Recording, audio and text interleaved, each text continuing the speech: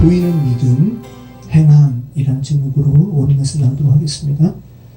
자, 지난주 말씀은 아브라함에게 세상의 권력자들이 찾아왔습니다. 그랄왕 아비멜렉과 군대장관 비굴이 찾아와서 하나님의 사람 아브라함과 계약을 맺는 장면을 살펴봤습니다. 세상의 왕 아비멜렉과 그 비굴의 의미가 뭐라고 그랬죠? 모든 것의 입. 군대장관인데 모든 것의 무기도 아니고 모든 것의 입이라는 이 세상의 권력자들이 아브라함을 찾아와서 만왕의 주 하나님을 인정하는 거예요. 그런 그들에게 아브라함은 우물의 소유권을 분명히 하는 계약을 맺었죠. 그래서 부엘이 우물 세바 일곱이라는, 그래서 부엘 세바라는 맹세의 우물, 계약의 우물이라는 지명이 거기서 이렇게 탄생이 되었습니다. 그리고 그곳에서 아브라함이 어떤 나무를 심습니다. 에셀나무 심고 그리고 여호와 이름을 부르는 예배 행위를 했다고 이렇게 지난주 말씀하고 있었습니다. 그리고 지난주의 마지막 절은 어떤 것이었어요? 아브라함이 블레셋 사람의 땅에 거주하였더라. 네.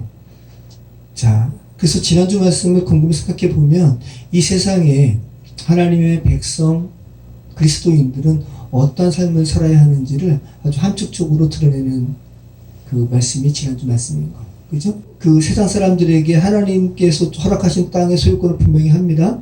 그죠? 분명히 함에도 그가 살았던 땅은 블레셋 땅이었다고 그렇게 이야기하고 있죠. 네. 우리가 그리스도인임에도 불구하고 세상에 나그네로 살지 않고 세상 사람과 똑같이 세상적인 가치관들을 이렇게 부여잡고 놓지 못하는 모습을 살아갈 때 세상 사람은 그리스도인들에게서 하나님의 나그네됨을 발견하지 못하죠. 그리고 그리스도인들에게서 하나님의 이름을 부르는 그 예배자로 사는 사람들이구나라는 것도 발견하지 못하고, 지난주 말씀은 다시 한번 이 세상의 나그네로 부름받은 그리스도인들이 어떠한 모습으로 죄된 세상을 살아가야 하는지, 그리고 그렇게 살아갈 때 모든 것의 입이라는 세상의 권력자들이 그 그리스도인됨을 인정하는 그런 말씀을 지난주 말씀을 하고 있었습니다. 정말 그리스도인의 가치관은 세상에서 생소한 가치관들이에요. 그죠? 그래서 그 세상에서 생소한 세상적인 가치관으로 살아가지 않는 모습을 보일 때 세상 사람들은 그런 그리스도인들을 어떻게 느낄까요? 낯설어 하는 거예요. 그죠? 그렇기 때문에 세상 입장에서는 그리스도인들이 나그네처럼 보이는 거예요. 한번 자신의 모습 한번 보세요. 여러분의 모습을 보면서 세상 사람들이 당신 보니까 이 세상에 좀 낯설어 보여요. 나그네 같아요. 이런 말씀을 듣는가, 아니면 아이 우리랑 축이 짝짝 맞네요. 뭐 당신이 우리랑 무슨 차이가 있어요. 이런 말씀을 듣는가 생각해 보시기 바랍니다. 이런 갈등을 하게 됩니다. 그리스도인들은. 자, 우리 창세기 22장 1절로 우리 2절 말씀, 오늘 말씀 같이 한번 나누도록 하겠습니다. 자, 같이 한번 읽어볼게요. 그 일 후에 하나님이 아브라함을 시험하시려고 그를 부르시되 아브라함아 하시니 그가 이르되 내가 여기 있나이다. 여호와께서 이르시되 내 아들 내 사랑하는 독자 이삭을 데리고 모리아 땅으로 가서 내가 내게 일러줄 한 산 거기서 그를 번제로 드리라. 네. 자, 우리가 오늘 본문의 말씀을 다 읽어봤는데 결론을 말씀드리면 골고다 상에서 하나님께서 당신의 독생자를 예수 그리스도를 우리를 위하여 번제로 예수 그리스도를 우리를 위하여 그렇게 번제 제물로 처리하신 겁니다. 그것을 예표적으로 드리는 말씀이 오늘 본문의 말씀이에요. 자, 그 일 후라는 말로 시작하고 있습니다. 어떤 일 후입니까? 부엘세바에 관련된 지난주 말씀의 이후죠.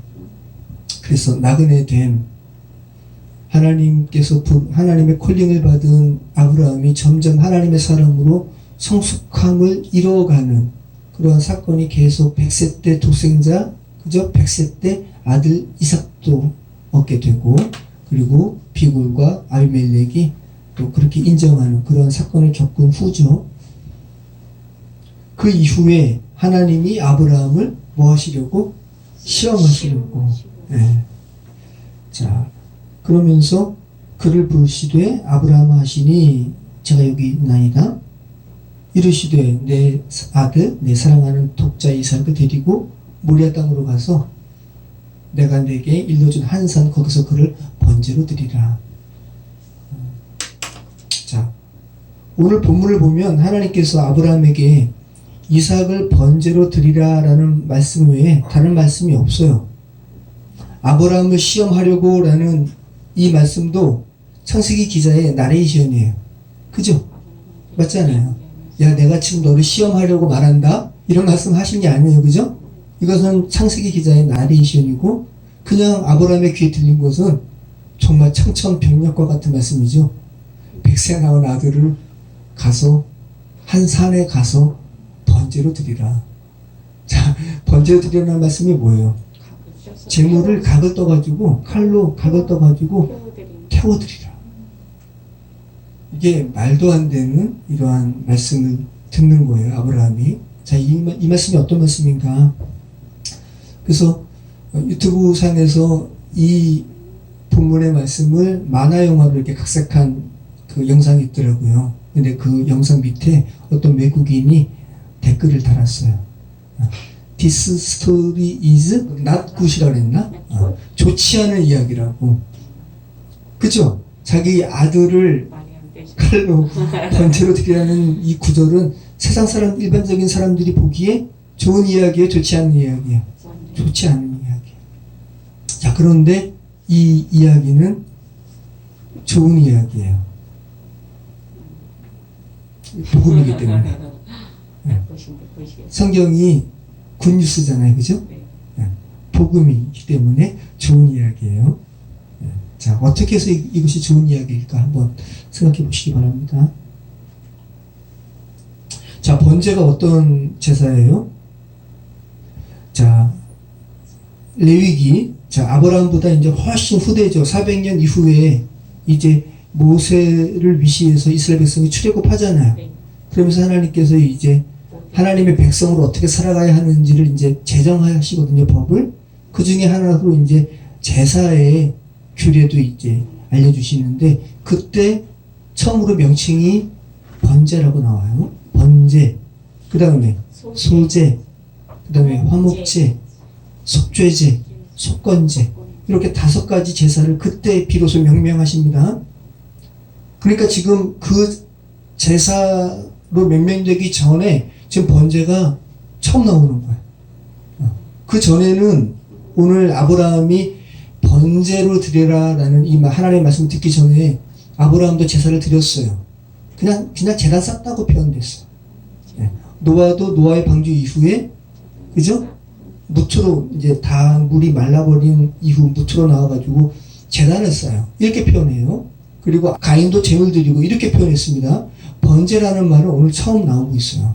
그러면 예수 그리스도의 십자가 사건을 예표하는 아브라함이 아들 이삭을 제물로 드리는 이 사건을, 이 제사를 번제로 창세기 기자가 명명하고 있다는 것은 그 번제의 의미가 무엇인지 우리가 살펴봐야죠. 이해되시죠? 네. 자, 번제 한번 레위기 1장 1절 말씀 한번 볼까요? 레위기 1장부터 6장까지 5가지 제사에 대해서 나옵니다. 자, 1장은 번제에 대한 말씀이에요. 다 읽지는 않고 우리 1절로 4절 말씀만 같이 읽겠습니다. 여호와께서 회막에서 모세를 부르시고 그에게 말씀하여 이르시되 이스라엘 자손에게 말하기를 너희 중에 누구든지 여호와께 예물을 드리려거든 가축 중에서 소나 양으로 예물을 드릴지니라. 그 예물이 소의 번제이면 흠없는 수컷으로 회막문에서 여호와 앞에 기쁘게 받으시도록 드릴지니라. 그는 번제물의 머리에 안수할지니 그를 위하여 기쁘게 받으심이 되어 그를 위하여 속죄가 될 것이다. 자, 보세요. 번제는 올라간다라는 의미가 있습니다. 기본적으로 하나님께 다 올라가는 거야. 자, 이 번제로 드린 제물이 타가지고 하나님께 다 올라가요. 가죽 외에 다 타요. 번제의 특징은 하나님께 전부 드리는 것을 의미해요. 그런 의미에서 헌신의 의미가 있고요. 그리고 번제는 의무적으로 드리는 것이 아니라 자원에서 드리는 거예요. 그쵸? 여기 지금 2절 말씀에 그 자원의 의미가 있는 거예요. 너희 중에 누구든지 여호와께 예물을 드리려거든. 하나님께서 지정해가지고 너 예물 드려 이렇게 한 것이 아니라 너희 중에 누구든지 예물을 드리려거든. 자원해서 드리는 거예요. 번제는. 자, 그리고 번제의 특징적인 것에 중요한 것은 뭐예요? 사교 말씀이 있습니다. 그는 번제물의 머리에 안수할지니 그를 위하여 기쁘게 받으심이 되어 그를 위하여 속죄가 될 것이라. 네, 번제는 속죄의 의미가 아주 핵심적인 거예요. 자, 이삭과 관련해서 지금 죄에 대한 언급이 없거든요. 근데 뜬금없이 100세 낳은 아들 이삭을 드리고, 물론 이제 이삭은 여기 장성했습니다. 그 이삭 데리고 번제로 드리라는 말씀이 오늘 본문에 언급되고 있는데, 그 번제의 핵심은 속죄라고요. 예수 그리스도의 속죄의 그 십자가 사역을 분명하게 드러내고 있는 제사가 어떤 제사인가? 번제. 자, 우리도 하나님께 이 번제와 같은 삶을 살아야 돼요. 자, 바울이 그 이야기 합니다. 로마서 12장 1절. 같이 한번 읽어볼게요. 로마서 12장 1절. 자, 같이 읽겠습니다. 그러므로 형제들아, 내가 하나님의 모든 자비하심으로 너희를 권하노니 너희 몸을 하나님이 기뻐하시는 거룩한 산 제물로 드리라. 이는 너희가 드릴 영적 예배입니다. 네, 번제로 드리는 겁니다. 자, 에베소서 5장 2절. 자, 예수님께서 번제로 하나님께 이렇게 십자가상에서 드려진 겁니다. 자, 2절. 그리스도께서 너희를 사랑하신 것 같이 너희도 사랑 가운데서 행하라. 그는 우리를 위하여 자신을 버리사 향기로운 제물과 희생 제물로 하나님께 드리셨느니라. 자, 바울이, 구약의 학자인 바울이 다메섹 도상에서 예수님 만난 다음에 예수님의 이 십자가 사역에 대해서 이렇게 제사와 관련해서, 구약 제사와 관련해서 이렇게 재해석하고 있다는 겁니다. 자, 5가지 제사가 있다고 그랬죠? 첫 번째는 번제. 자, 오늘 이삭을 하나님께서 번제로 드리라는 의미가, 이런 의미가 있다고요. 자, 두 번째 제사는 소제입니다. 우리 레위기 2장 1절로, 우리 2절까지만 읽겠습니다. 레위기 2장 1절로 2절.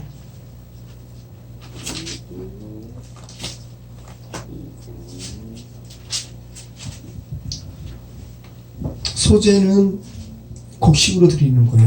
가루로, 곱게 간 가루로. 자, 같이 읽겠습니다. 누구든지 소제의 예물을 여호와께 드리려거든 고운 가루로 예물을 삼아 그 위에 기름을 붓고 또 그 위에 유향을 놓아 아론의 자손 제사장들에게로 가져갈 것이요, 제사장은 그 고운 가루 한 움큼과 기름과 그 모든 유향을 가져다가 기념물로 제단 위에서 분사할지니 이는 화제라 여호와께 향기로운 냄새니라.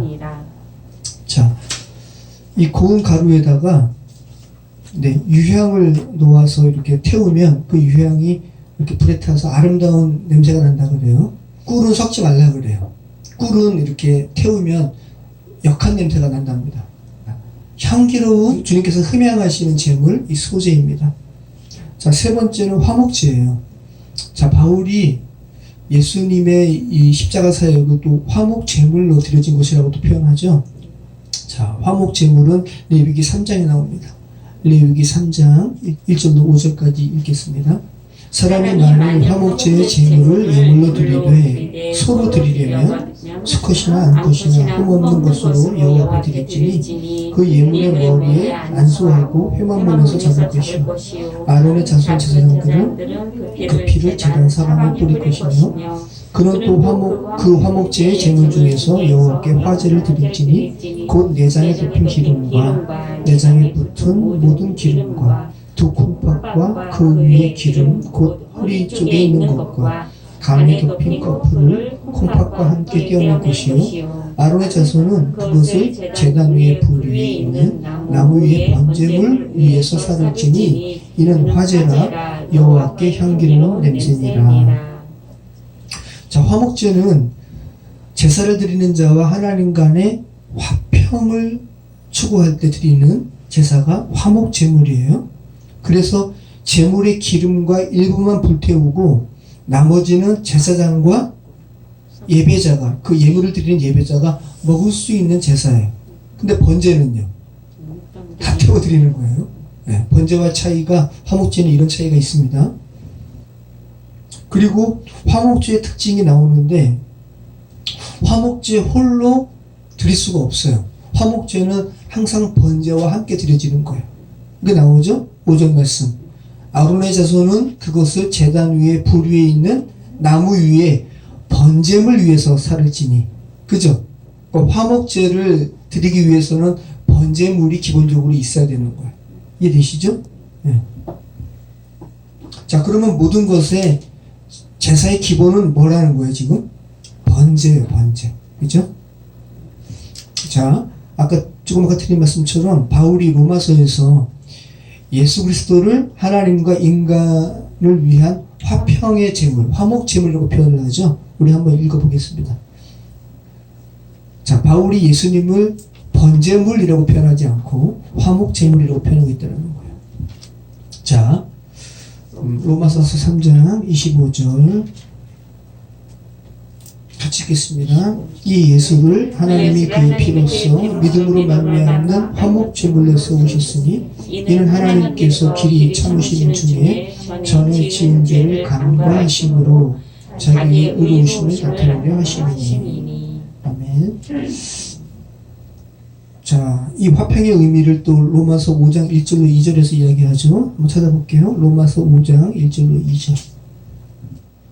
같이 읽겠습니다. 그러므로 우리가 믿음으로 의롭다 하심을 얻었은즉 우리 주 예수 그리스도로 말미암아 하나님으로 더불어 화평을 누리자. 또한 그로 말미암아 우리가 믿음으로 서 있는 이 은혜에 들어감을 얻었으며 하나님의 영광을 바라고 즐거워하느니라. 자, 그러면 예수 그리스도를 통하지 않고서는 이 죄된 세상을 살아가는 모든 사람들은 하나님과 화평을 이루지 못한다는 거예요.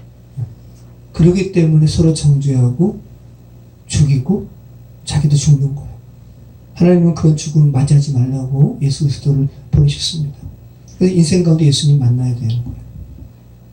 자, 그 다음에 번제, 소제, 화목제 살펴봤죠? 그 다음 네 번째 제사는 뭐예요? 속죄제. 자, 레위기 4장에 나옵니다. 레위기 4장 1절로 3절 우리 같이 읽겠습니다. 기본적으로 다 번제도 속죄의 의미가 있지만 아무튼 죄를 속하는 제사로 구별해서 두 가지 제사가 있습니다. 속죄제와 속건제.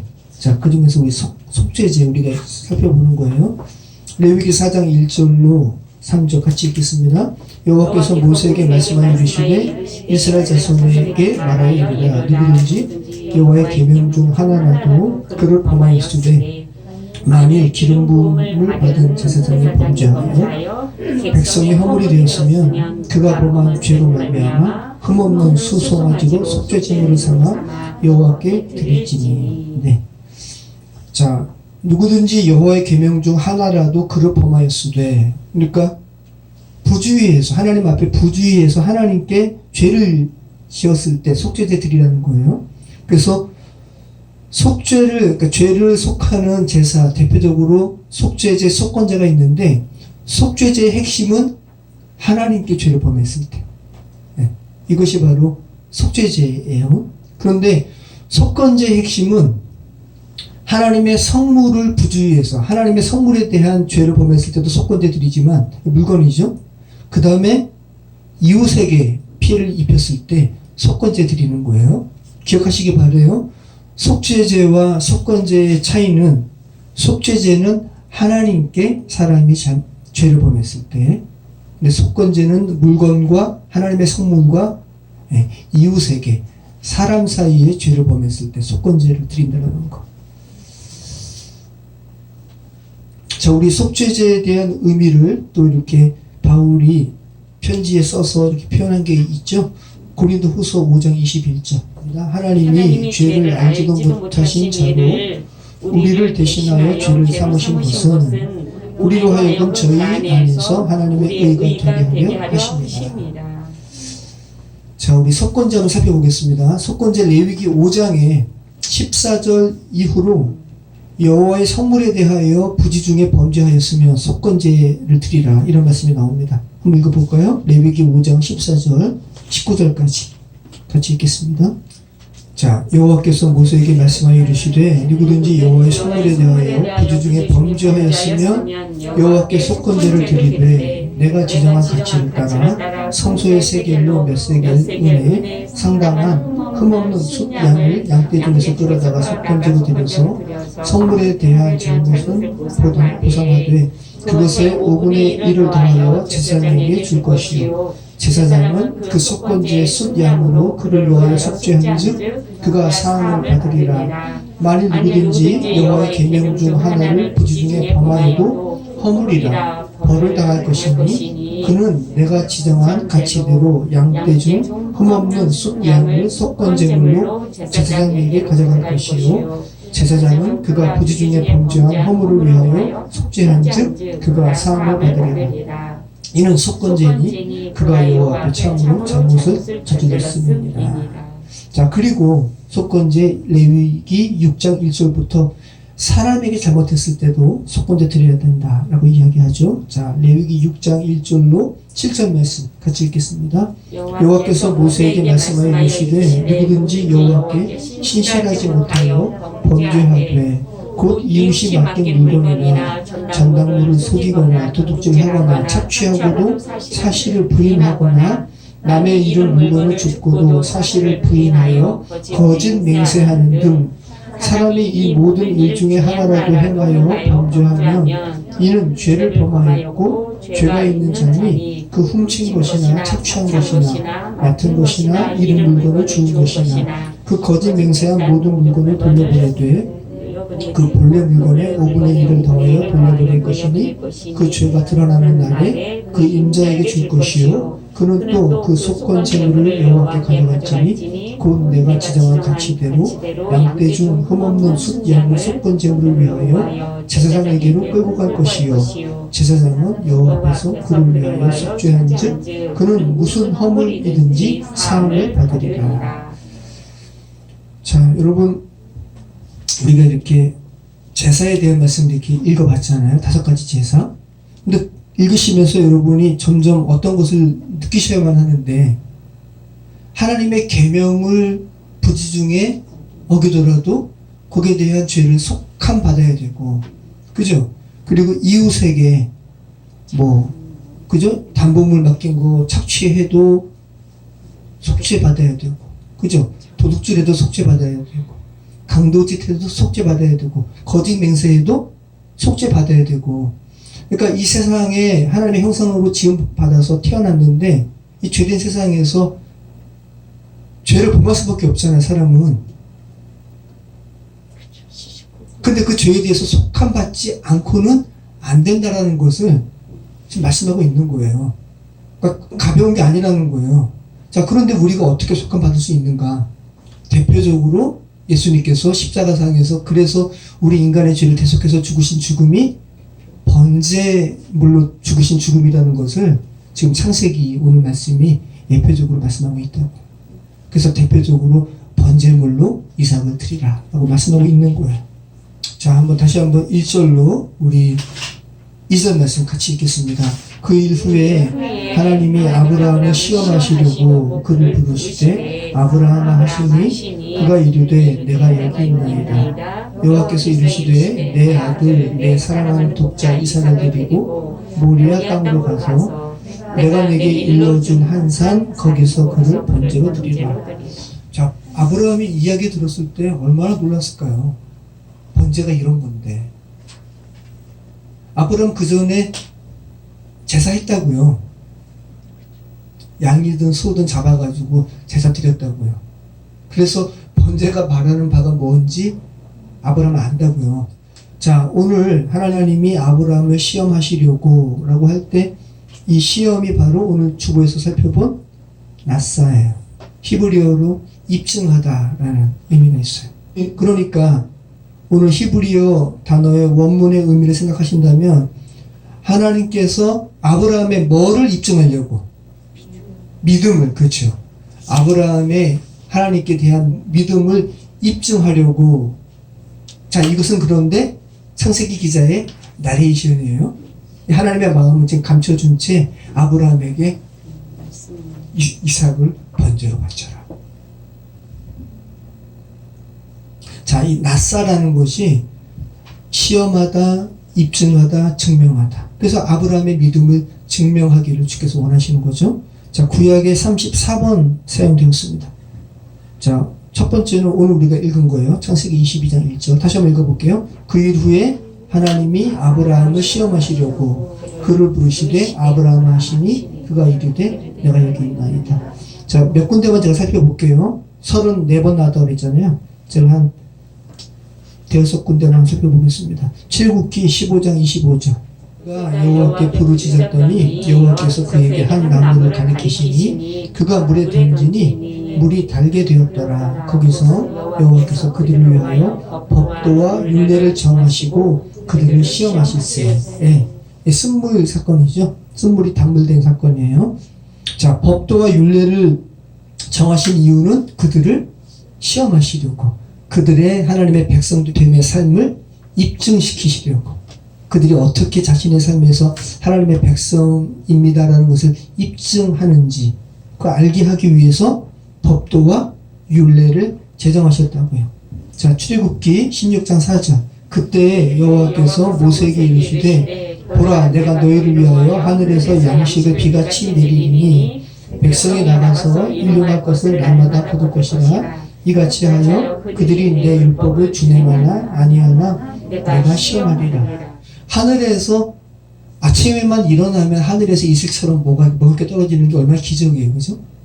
근데 정확하게 그날 먹을 치만 떨어졌으니까, 그거 다음날 걱정해가지고 더 거두면 썩었으니까. 자, 그런데 하나님께서 안식일에는 거두지 말라 그러셨잖아요. 그리고 금요일에는 안식일치까지 2배로 떨어졌어요, 만나가. 근데 이 하나님의 말씀을 신뢰하냐, 신뢰하지 않나, 시험한다고 나오잖아요. 하나님의 이 율례를 믿지를 못하는 거예요, 그죠? 그래가지고 어떤 사람은 더 많이 계속 수고했단 말이죠. 그들이 다 썩었더라. 시험하는 거예요, 계속해서. 자, 신명기 8장 2절.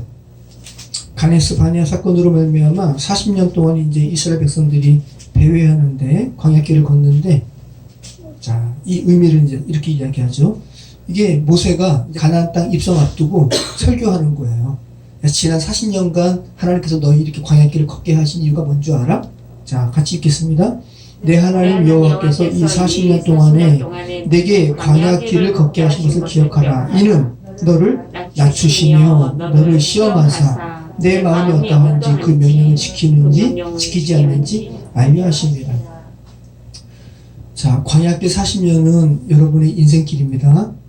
하나님께서 저와 여러분의 인생길에서 우리를 낮추시고요. 그리고 우리를 시험하세요. 우리의 마음이, 하나님께 대한 우리의 마음이 어떠한지 시험하신다고요. 하나님의 명령을 지키는지 지키지 않는지. 자, 신명기 우리 13장 1절로 5절 말씀. 너희 중에 선지자나 꿈꾸는 자가 일어나서 이적과 기사를 내게 보이고 그가 내게 말한 그 이적과 기사가 이루어지고 너희가 알지 못하던 다른 신들을 우리가 따라 섬기자고 말할지라도 너는 그 선지자나 꿈꾸는 자의 말을 청종하지 말라. 이는 너희의 하나님 여호와께서 너희가 마음을 다하고 뜻을 다하여 너희의 하나님 여호와를 사랑하는 여부를 알려하사 너희를 시험하심이니라. 너희는 너희의 하나님 여호와를 따르며 그를 경외하며 그의 명령을 지키며 그의 목소리를 청종하며 그를 섬기며 그를 의지하며 그런 선지자나 꿈꾸는 자는 죽이라. 이는 그가 너희에게 너희를 애굽 땅에서 인도하여 내시며 종되었던 집에서 소명하신 너희의 하나님 여호와를 배반하게 하며 너희의 하나님 여호와께서 내게 행하라 명령하신 도에서 너를 꿰어내리고 말하였습니다. 너는 이같이 하여 너희 중에서 악을 취할지니라. 네. 이 가나안 땅에 신접한 자, 꿈꾸는 자, 뭐 여러 가지 기적과 이적을 이렇게 베푸는 자들의 말을 너희 듣지 말아라. 너희 그거 왜 그 땅 가운데 있는 거 주께서 허락하시는 줄 알아? 너희를 시험하시려. 근데 죄된 세상을 살아가는 또 기독교인들조차도 이런 거에 얼마나 많이 마음을 빼앗겨요. 그죠? 하나님께서 말씀하시는 거. 야, 하나님은 좀 더 안에 계시잖아. 그죠? 다시 한번 쭉 주께서 우리를 시험하신다라는 것을 이렇게 구약에서 표현하고 있다는 거 한번 생각해 보시기 바라요. 자, 1절, 시편 26편 1절. 하나님께서 우리 시험하십니다. 계속 말씀합니다. 자, 다윗의 시입니다. 내가 아니하고 여호와를 의지하여 싸우니 여호와여 나를 판단하소서. 여호와여 나를 살피시고 시험하사 내 뜻과 내 양심을 단련하소서. 네. 자, 계속해서 우리 그리스도인들은 하나님께 이 나쁜 의미의 시험이 아닙니다. 템프테이션이 아니라 입증하는 거죠. 프루브. 그 테스트예요. 하나님 저를 시험해 주십시오라고 이 다윗의 고백처럼 계속 하나님 앞에 우리가 살아가는 것을 우리가 인지해야 돼요. 자, 다니엘서에도 이 나사가 나오는데 이건 하나님의 말씀은 아니지만 하나님의 사람에 대해서 이제 하나님의 사람이 한번 시험해 보세요 라고 할 때 정말 그 시험에 대한 부분이 나옵니다. 다니엘서예요. 자, 다니엘서 1장 12절. 다니엘과 그 친구들을 그죠? 느부갓네살이 이렇게 포로로 끌어왔잖아요. 그러면서 예전 고대 국가에서는 정복지에 그 귀족의 자제들을 이렇게 데려와가지고 그들의 이렇게 종으로 삼죠. 하인으로 삼고 그러면서 왕의 진미를 먹이는 거예요. 그랬더니 이 다니엘과 세 친구들은 하나님의 율법에 의해서 먹으면 안 되는 음식들이 막 진미가 올라오는 거잖아요. 다 이거 먹으면 안 되는데 라고 하면서 그 음식을 주는 바벨론 사람들이 이야기하는 거예요. 우리 한번 시험해 보라고. 식물만 한번 줘보라고. 이 사람들이 우리 그런 거 줬다가 너희 얼굴빛이 상하고 그러면 우리가 죽는데. 그래서 그랬을 때 이 다니엘과 세 친구들이 시험하라고.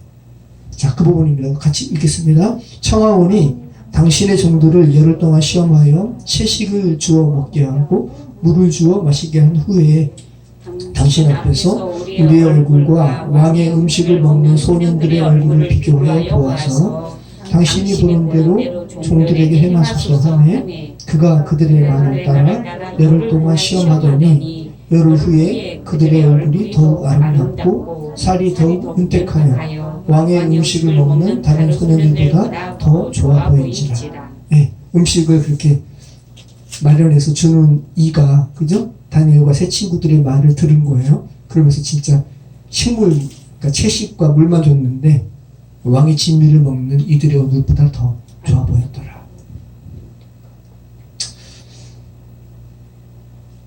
자, 우리가 지금 구약에 나오는 나사의 단어를 몇 군데만 살펴봤는데, 자, 하나님께서 여러분이 지금 같이 살펴봤잖아요. 하나님께서는 저와 여러분이 여러분의 40년 광야길에서 그죠? 여러분이 하나님을 얼마나 사랑하시는지 여러분의 삶 가운데 입증하기를 원하세요. 그것을 구약은 나사라는 말로 표현했고 우리말은 시험으로 번역을 했어요. 그래서 저와 여러분은 신약의 야고보서에서 하나님은 우리를 시험하지 않으신다라는 이 말씀과 헷갈릴 수가 있는 거예요. 분명히 신약에서는 시험하지 않는다라고 말씀하셨는데 구약에서는 이렇게 우리를 시험하는 말씀이 많이 나오니까 네, 단어를 정확하게 살펴보면 그 의미가 무엇인지 어떤 우리가 오해가 있는지를 우리가 알 수가 있습니다. 자, 하나님께서는 악한 자 사단이 우리를 멸망시키려고 유혹하는 템프테이션 네, 이런 시험은 하지 않으세요. 여러분 기본적으로 기억하시기 바라요. 자, 악한 자 사단은 우리를 멸망시키고 죽이려고 합니다. 그래서 시험해요. 네, 여기에서는 영어 성경이 템프테이션으로 번역을 했어요. 자, 그런데 근본적으로 하나님은 어떤 분이세요? 사랑이세요. 요한 서신에서 이야기하잖아요. 그죠? 하나님은 사랑이시다. 하나님의 우리를 시험하심은 그런 우리를 죽이려고 하는 시험이 아니라는 거 여러분 기억하시기 바라요. 오늘 아브라함도 결국은 아브라함에게 하시는 이 시험이 아브라함으로 하여금 부활 신화까지 이끌었어요. 네. 아주 근본적인 아주 하나님의 사랑으로 온전케 되는 부분까지 이끈 시험이 오늘 본문의 시험입니다. 하나님의 시험은 템프테이션이 아니라 테스트. 그리고 또 하나는 뭐예요? 아까 증명이라고 그랬잖아요. 프루브. 네. 저도 이 말씀 준비하면서 다시 한번 제가 뭐 이렇게 세상 사람들을 만나잖아요. 그러면서 다시 한번 제가 어떻게 행동해야 되는가를 다시 한번 이렇게 도전받게 되고 그런 것 같아요. 자, 여러분, 여러분이 지금 삶을 살아가시잖아요. 곰곰이 생각해 보세요. 여러분의 삶의 모든 순간이 여러분이 하나님의 사람으로 어떠한 모습으로 세상에 비추어지는지 테스트하는 그 무대예요. 곰곰이 생각해 보세요.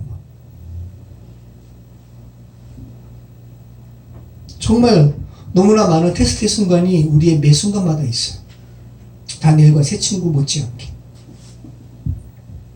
자, 야고보서 1장 13절로 15절 말씀 같이 읽어보겠습니다.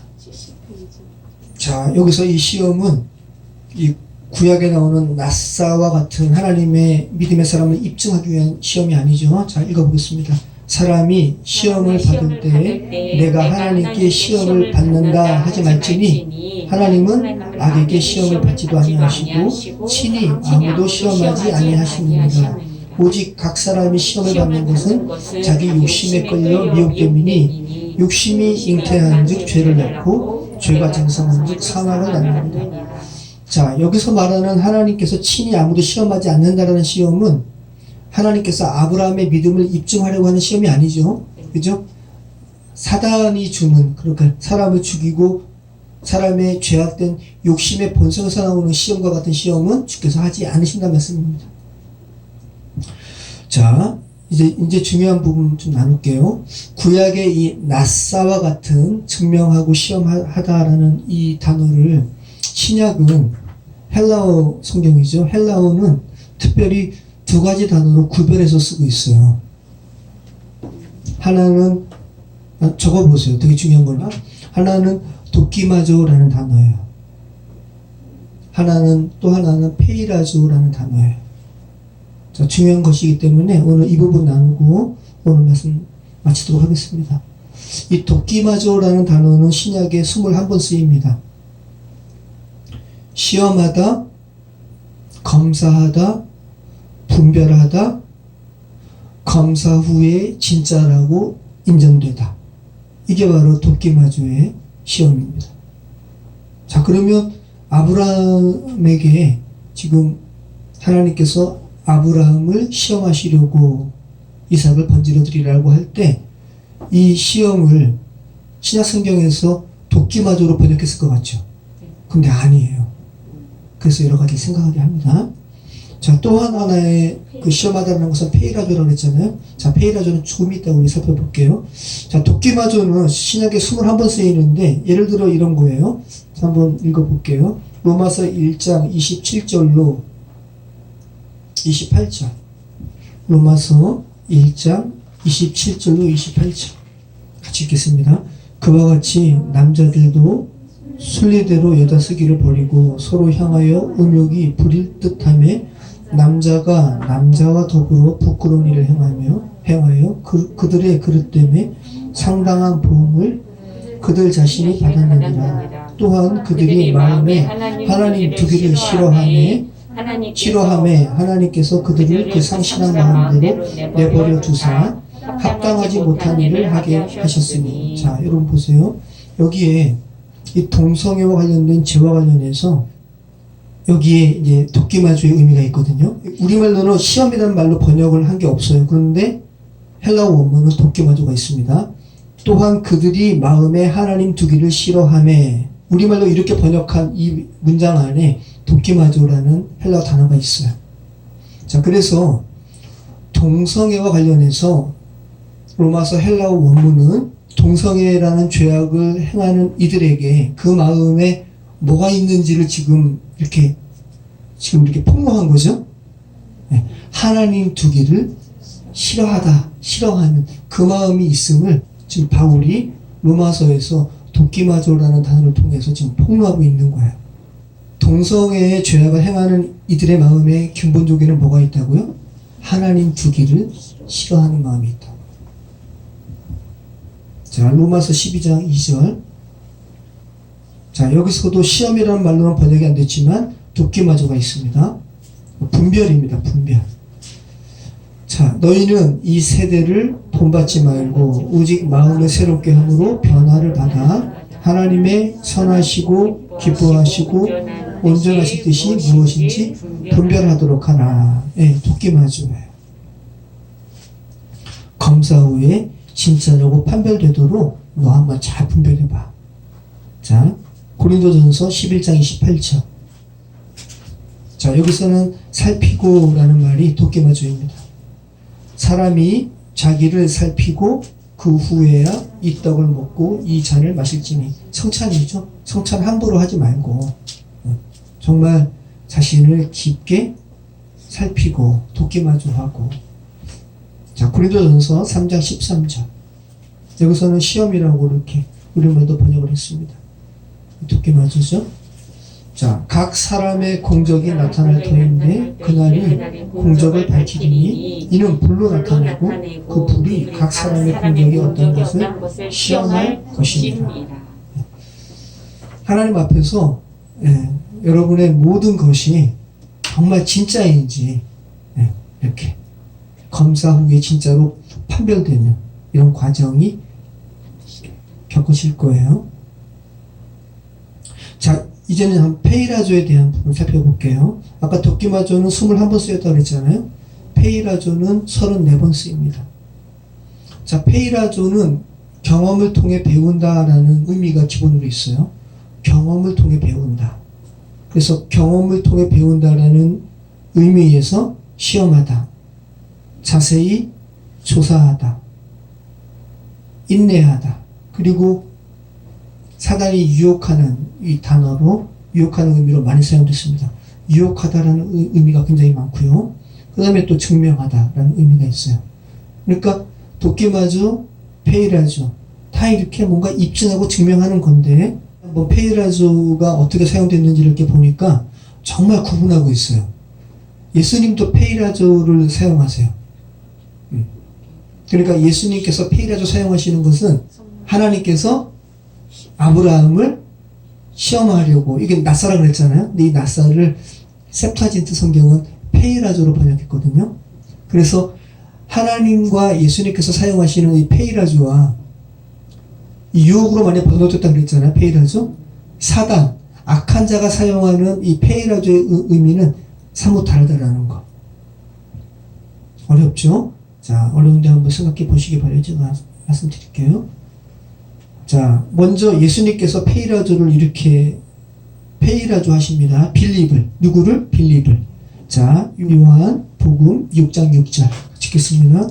이렇게 말씀하시면 친히 어떻게 하실지를 아시고 빌립을 시험하고자 하심이라. 빌립이 대답하되 각 사람으로 조금씩 받게 할지라도 200데나리온의 떡이 부족하리라. 이거 오병이어의 기적을 이렇게 결국은 하나님의 나라의 풍성함에 대해서 빌립에게 가르쳐 주시려고, 그래서 이제 시험하사, 페이라조 하사, 이렇게 말씀하시는 거예요. 자, 빌립을 시험하시는, 이 페이라조 하시는 이것이 빌립을 죽음에 내몰려고 유혹하는 거예요? 아니잖아요. 그죠? 자, 이제 마귀가 페이라조 합니다. 자, 마태복음 4장 1절, 3절. 그때 예수께서 성령에게 이끌리어 마귀에게 시험을 받으러 광야로 가사. 이 페이라조예요. 자, 그 다음에 마태복음 4장 3절. 시험하는 자가 예수께 나와서 내가 만일 하나님의 아들이어든 명하여 이 돌들로 떡덩이가 되게 하라. 자, 마귀가 이제 예수님을 시험하는 거예요. 그죠? 근데 아까 제가 페이라조의 뜻에 뭐가 있다고 그랬죠? 기본적으로 경험을 통해 배우다라는 것이 기본 의미라고 그랬잖아요. 마귀가 자기 경험적으로 모든 사람이 자신의 유혹에 다 넘어갔거든요. 창세기 3장에 아담부터 시작해가지고 다 넘어갔어요. 그죠? 그래서 경험적으로 다 자신의 유혹에 넘어간 것을 기억하면서 예수님도 페이라조 하는 거예요. 근데 예수님은 그 시험에서 승리하셨죠. 네. 뭐 그 말씀은 지금 더 나름 좀 그렇고요. 자, 우리 마태복음 16장 1절. 자, 이 악한 사람들, 죄성 가운데 있는 사람들이 예수님을 시험해요. 어떤 시험이겠어요? 페이라조죠. 네.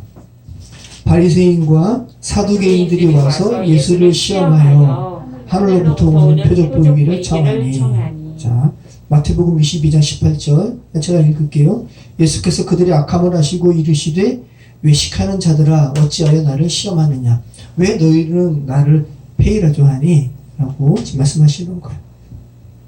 자, 우리가 아까 읽은 말씀인데 야고보서 1장 13절, 사람이 시험 받을 때 내가 하나님께 시험 받는다 하지 말지니 이 시험이 바로 페이라조죠. 네.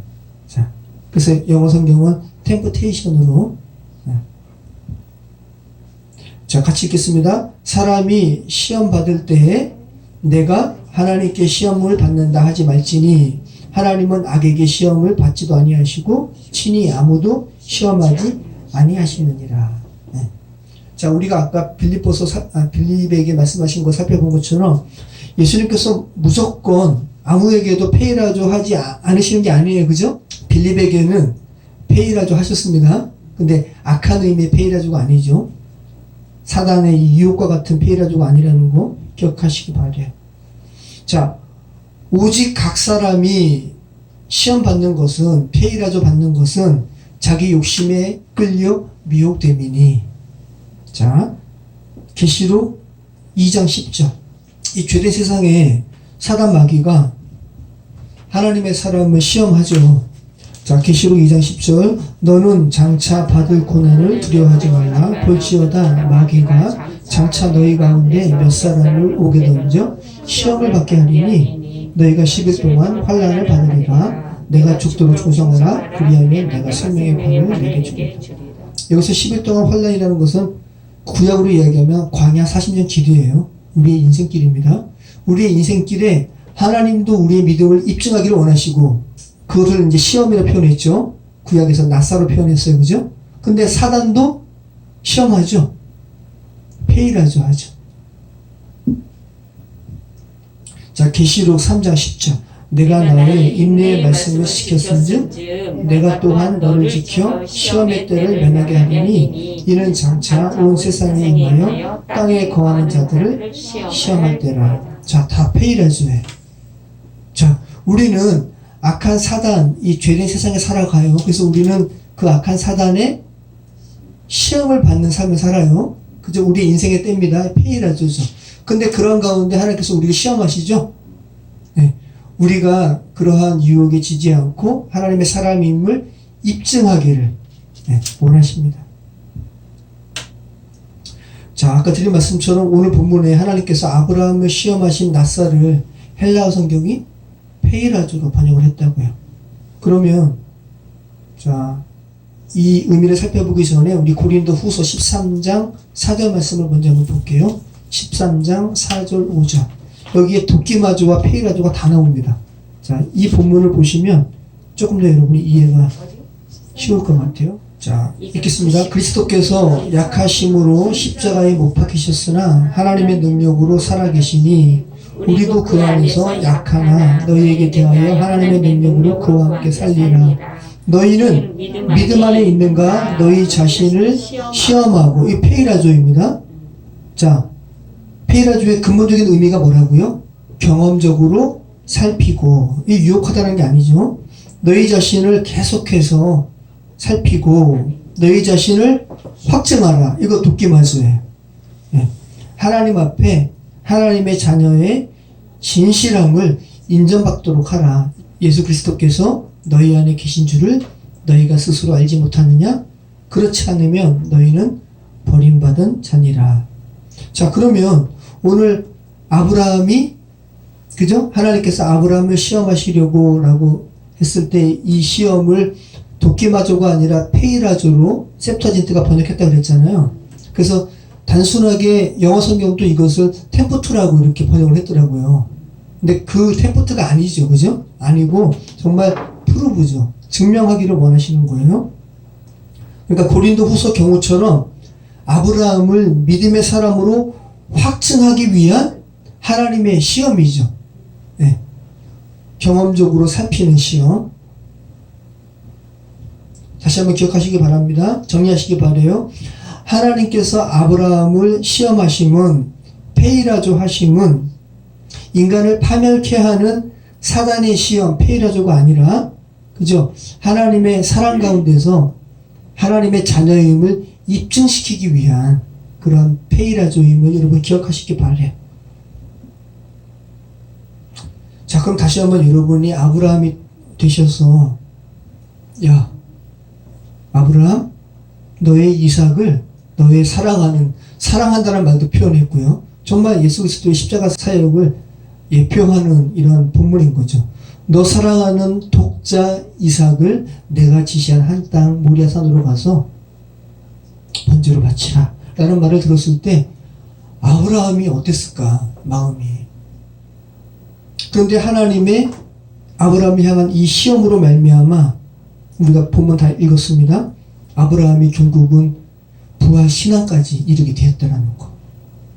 히브리서 기자가 성령의 영감으로, 정말 너무 감사하죠. 정말 성경은 성령의 영감으로 쓰여진 거예요. 아브라함의 내면을 히브리서 기자가 성령의 영감으로 알고 썼어요. 자, 우리 한번 볼까요? 히브리서 11장 17절. 자, 같이 읽겠습니다. 아브라함은 시험을 받을 때, 이거 페이라조예요. 네. 그러니까 구약의 낫사를 이렇게 표현한 거죠. 아브라함은 시험을 받을 때 믿음으로 이삭을 드렸으니 그는 약속들을 받은 자로 돼 그 외아들을 드렸느니라. 그에게 이미 말씀하시기를 내 자손이라 칭할 자는 이삭으로 말미암으리라 하셨으니 그가 하나님이 능히 이삭을 죽은 자 가운데서 달리 살리실 줄로 생각한지라. 비유컨대 그를 죽은 자 가운데서 도로 받은 것입니다. 정말 너무 놀라운 거예요. 아브라함이 하나님께서, 어떻게 하나님께서 내 사랑하는 독자 이삭을 번제로 드리라 하시지? 많은 번뇌에 빠졌을 거 아니에요. 그러면서 아브라함이 뭘 생각했냐 하면 하나님께서 주신 약속을 생각했다라는 거예요. 그러면 하나님께서 내 씨로 말미암아, 그리고 이제 궁극적으로는 이제 신약으로 가서는 여럿이 아니라 한 자손 예수 그리스도로 말미암아, 그죠? 많은 사람이 복을 받게 되는 거 아니에요. 구원을 받게 되는 이 약속을 주셨는데 어떻게 이 이삭을 죽이라 말씀하시지?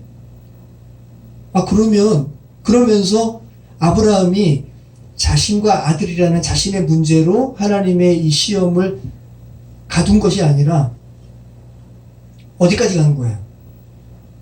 하나님의 문제구나라고 하나님께로 지금 가져간 거예요. 하나님께서 내게 약속하셨는데 어떻게 이것을 죽이라 말씀하시나?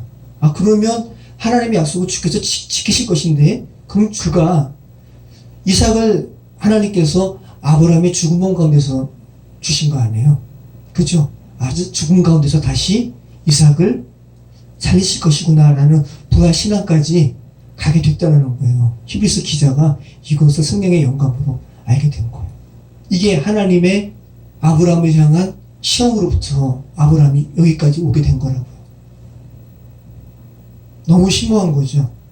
자, 다시 한번 정리할게요. 아브라함은 자신이 독생자 아들을 죽여야 하는 이 문제를 자신의 문제만으로 이제 함몰되지 않았다는 거예요. 우리는 자신의 문제 함몰되잖아요.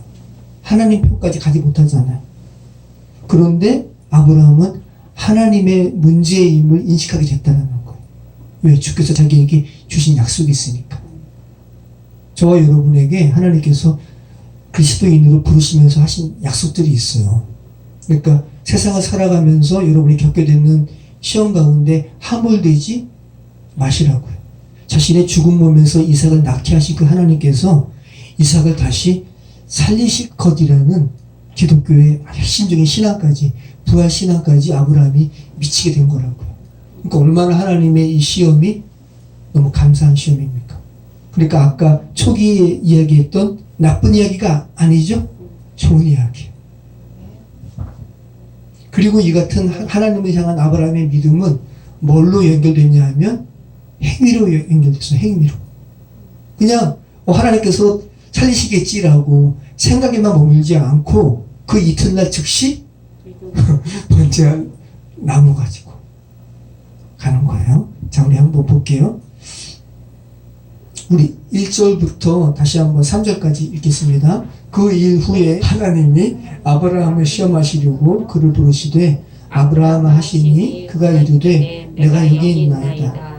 여호와께서 이르시되 내 아들 내 사랑하는 독자 이삭을 데리고 모리아 땅으로 가서 내가 내게 일러준 한 산 거기서 그를 번제로 드리라.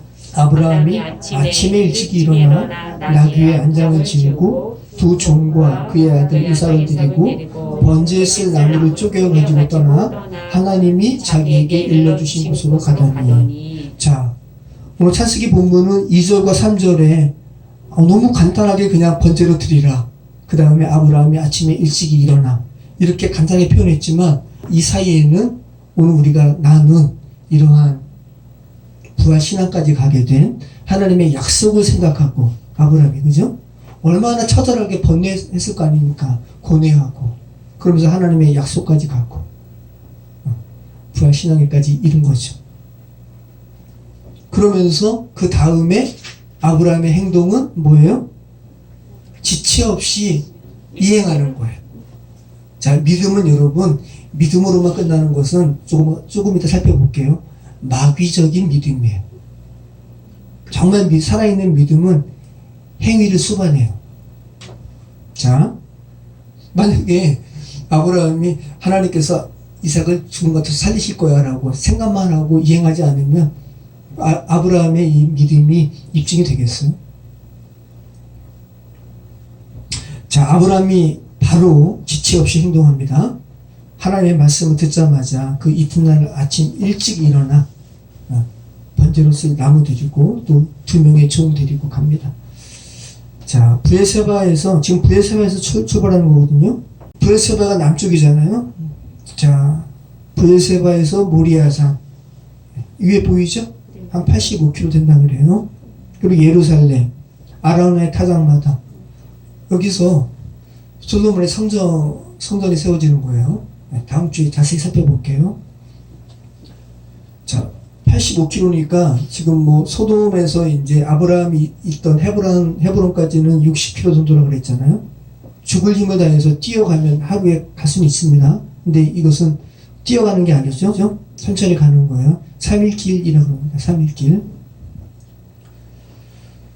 자, 다음 주에 더 자세히 이 부분은 나누고요. 자, 부활의 믿음은 아브라함으로 하여금 하나님의 말씀에 순종하게 했습니다. 근데 순종은 생각으로만 하는 것이 순종이 아닙니다. 행동으로까지 나아갈 때 그 순종이 비로소 살아있는 거예요. 그 비로소 완성이 되는 거예요. 여러분, 우리가 믿음으로 구원받는 건 맞아요. 네. 행위로 구원받는 거 아니에요. 믿음으로 구원받는 건 맞는데 구원에 이르는 그 믿음은 행동으로 표현되게 돼 있어요. 그래서 루터는 그 믿음을 그의 삶으로, 행위로 표현했어요. 종교개혁을 한 거예요. 네. 자, 다시 한번. 자, 정말 믿음과 행위는 동전의 양면과 같아요. 네. 여러분, 만약에 100원짜리 동전 있는데 앞에 100원짜리 앞에는 이순신 장군의 그림이 그려져 있죠. 뒷면에 100원이라는 것이 다 사라지고 민자라고 생각해 보세요. 그 완성된 동전이 아니죠. 네. 믿음과 행위는 같이 있을 때 완성되는 거예요. 네. 믿으면 행동하게 되고, 그리고 성도의 그 행위는 그 믿음을 완성한다는 거예요. 자, 우리 한번 야고보서 말씀 볼게요. 야고보서 2장 15절로 26절. 오늘 제목상은 보이는 믿음, 행위, 행동에 대한 부분을 분명하게 알게 됩니다. 자, 야고보서 2장 15절로 26절 말씀 우리 같이 읽겠습니다. 만일 형제나 자매가 헐벗고 일용할 양식이 없는데 너희 중에 누구든지 그에게 이르되 평안히 가라, 덥게 하라, 배부르게 하라 하며 그 몸에 쓸 것을 주지 아니하면 무슨 유익이 있으리요? 그죠? 여러분, 정말 마음은 너무 착해요. 평안히 가라, 좀 밥 좀 많이 드세요. 헐벗고 있는데 돈 없어가지고, 그죠? 먹을 거 주지도 않고 옷 주지도 않고 말로만 그러면 이게 무슨 유익이 있으리요? 생각은 자기가 그런 생각 가지고 있으니까 난 선하지, 난 착하지, 하나님께 칭찬받을 거야. 아니라는 거죠. 이와 같이 행함이 없는 믿음은 그 자체가 죽은 것이라. 자, 행함 없는 믿음은 뭐라고요? 죽은 거라고요. 어떤 사람은 말하기를 너는 믿음이 있고 나는 행함이 있으니 행함이 없는 내 믿음을 내게 보이라. 자, 어떤 사람이 이렇게 이야기한다는 거예요. 나는 믿음이 있고, 너는 믿음이 있고 나는 행함이 있으니 행함이 없는 믿음을 내게 보이라. 행함이 없는 믿음을 어떻게 보여요? 믿음은 행함으로 보이는 거예요. 그죠? 자, 행함이 없는 믿음을 내게 보이라. 나는 행함으로 내 믿음을 내게 보이리라 하리라. 네. 믿음은 보여져야 돼요. 뭘로요? 행함으로. 내가 하나님은 한 분이신 줄을 믿느냐? 잘하는도다. 귀신들도 믿고 떠느니라. 자, 하나님이 한 분이신 거 누구도 안다? 귀신도 안다. 근데 그 귀신이 하나님을 섬기는가? 그가 알고 있는 지식적인 믿음으로 하나님을 섬기는가? 믿고 따르는가? 아니다. 그죠? 그러니까 행위가 따르지 않는 지식적인 믿음만 있는 것은 어떤 믿음이라고요? 귀신적인 믿음이다 라고 지금 이야기하는 거예요. 귀신적인 믿음에 빠진 이들이 너무 많아요. 너무 그냥 허황돼요. 구름이 걷는 것 같아요. 실체 하나도 없고. 얼마나 많아요. 허탄한 사람아, 행함이 없는 믿음이 헛것인 줄을 알고자 하느냐. 우리 조상 아브라함이 그 아들 이삭을 제단에 바칠 때에 행함으로 의롭다 하심을 받은 것이 아니냐. 예, 그러면서 오늘 본문 얘기가 나오는 거죠. 내가 보거니와 믿음이 그의 행함과 함께 일하고 행함으로 믿음이 온전하게 되었느니라. 네, 행함으로. 자, 믿음을 온전케 하고 믿음을 완성케 하는 것은 뭐라고요? 행함이라고요. 이에 성경이 이른바 아브라함이 하나님을 믿으니 이것을 의로 여기셨다는 말씀이 이루어졌고 그는 하나님의 벗이라 칭함을 받았느니. 자, 창세기 15장에서 이 횃불 언약에서 아브라함이 하나님을 믿으니 하나님이 그를 의로 여기시고라는 말이 나왔거든요. 근데 이 말씀이 실질적으로 이루어진 것은, 완성된 것은 이삭을 하나님의 말씀대로 번제로 바칠 때라고, 아브라함의 행위가 뒷받침했을 때 완성되었다고 지금 야고보서 기자가 이야기하고 있죠. 그리고 그때 비로소 아브라함이 하나님의 벗이라고, 친구라고 칭함 받았다고 이렇게 이야기하고 있어요. 자, 이로 보건대 사람이 행함으로 의롭다 하심을 받고 믿음으로만은 아니니라. 자, 이신칭에 대해서 굉장히 대비되는 말씀 같아요. 그죠? 근데 아니에요. 이신칭과 같이 가는 말씀이에요. 자, 맞잖아요. 아브라함이 하나님을 믿음에 하나님이 그를 의로 여기고, 이것이 뭐예요? 이게 이신칭이에요. 근데 이 이신칭의 말씀이 온전하게 된 것은 아브라함이 하나님의 말씀대로 행함으로, 이삭을 번제로 바치라는 그 말씀을 행할 때 온전하게 되었다고 야고보서 기자가 지금 완성하고 있죠. 창세기 한 본문만 비균형적으로 취하지 않고 온전하게 완성하고 있어요. 지금 야고보서 기자가. 이와 같이 기생 라합이 사자들을 접대하여 다른 길로 나가게 할 때에 행함으로 의롭다 하심을 받은 것이 아니냐. 영혼 없는 몸이 죽은 것 같이 행함이 없는 믿음은 죽은 것이니라. 자, 여러분 정말 죽은 믿음만 붙들지 마시고 가지고 있지 마시고 행함으로 온전히 완성된 그런 믿음을 가지시기 바랍니다. 자, 그래서 루터가 야고보서를 지푸라기 서신이라고, 루터가 독일어로 헬라어 신약을 독일어로 번역하면서 서문에 루터는 이신칭의 말씀만 붙들었으니까, 그것이 너무 깊게 왔으니까. 근데 야고보서는 성경은 성경인데 번역은 했어요. 근데 서문에 야고보서를 지푸라기 서신 같아, 이거 서문을 썼단 말이죠. 근데 루터가 재판하면서부터는, 그러니까 초판은 그렇게 썼어요. 근데 두 번째 다시 출판할 때부터는 루터가 점점 알게 된 거예요. 믿음만으로 완성되는 것이 아니라 믿음은 행함과 같이 가는 것이구나라고 하면서 직접 두 번째 출판한 독일어 성경에서는 야고보서는 지푸라기 서신 것 같다는 말씀을 직접 삭제했다고 합니다. 우리는 지금까지 그냥 루터가 야고보서를 지푸라기 서신으로만 그렇게만 주장한 걸로 알고 있는데 더 그가 성숙해 갑니다. 그러니까 당연한 거예요. 그죠? 루터와 같은 그가 믿음으로 우리가 의롭다 하심을 얻는다는 이신칭의 말씀을 깨달았지만 그는 그의 삶으로 행함으로 종교개혁했거든요. 그러니까 당연히 야고보서 말씀을 읽으면서 믿음과 행위가 같이 가는구나. 그리고 같이 갈 때 완성이 되는구나 하는 것을 당연히 루터는 알죠. 자, 여러분 말씀 정리하겠습니다. 마치겠습니다. 기억하시기 바랍니다. 온전한 믿음은 행동으로 표현됩니다. 그리고 그 행동은 믿음을 완성합니다. 행동 없는 믿음은 완성되지가 않아요. 온전치 않은 겁니다. 우리가 살아가는 인생의 모든 시간들이 우리가 하나님의 자녀임을 입증하고 드러내는 하나님의 시험의 장이라는 것을 여러분 기억하시기 바라요. 다시 한번 우리 신명기 2절 말씀 우리 읽어보고 마치도록 하겠습니다. 신명기 8장 2절 같이 읽겠습니다. 내 하나님 여호와께서 이 40년 동안에 내게 광야 길을 걷게 하신 것을 기억하라. 이는 너를 낮추시며 너를 시험하사 내 마음이 어떠한지 그 명령을 지키는지 지키지 않는지 알려하려 하십니다. 자, 여러분의 믿음은 세상에 보여야 됩니다. 그죠? 뭘로요? 행동으로.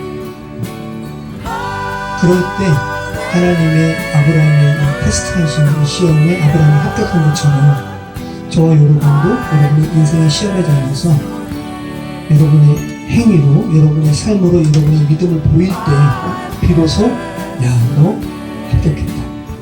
정말 너 입증되었다. 그리고 아브라함처럼 하나님의 벗이라는 놀라운